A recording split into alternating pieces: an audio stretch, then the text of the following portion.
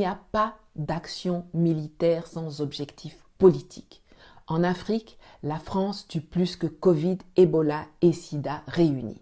La présence de l'armée française sur le sol africain n'est pas légitime.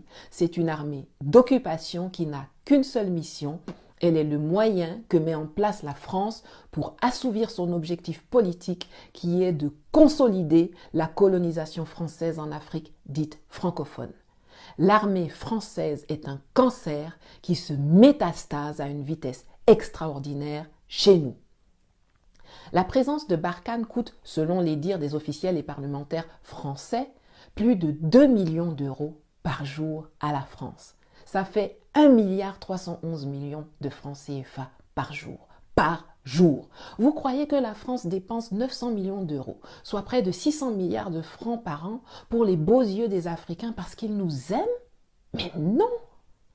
S'ils nous aimaient, ils allaient affréter des avions pour embarquer tous les frérots qui veulent aller en France pour aller les déposer là-bas en Europe. Ou bien plus simple, ils allaient juste annuler l'obligation d'obtenir un visa pour voyager chez eux. Au lieu de ça, ils nous font torturer en Libye.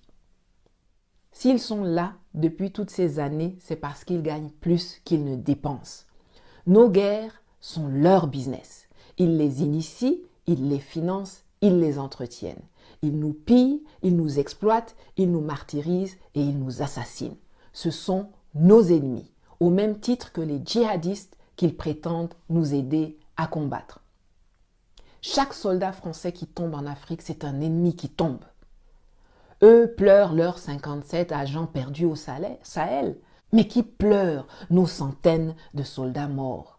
Qui pleurent nos milliers de civils tués? Qui pleure avec les millions de déplacés, de blessés, d'existences détruites? Nous ne pourrons pas vivre dans la paix et la prospérité en Afrique tant que nous comptons sur les Français pour assurer notre sécurité. Tant que nous envoyons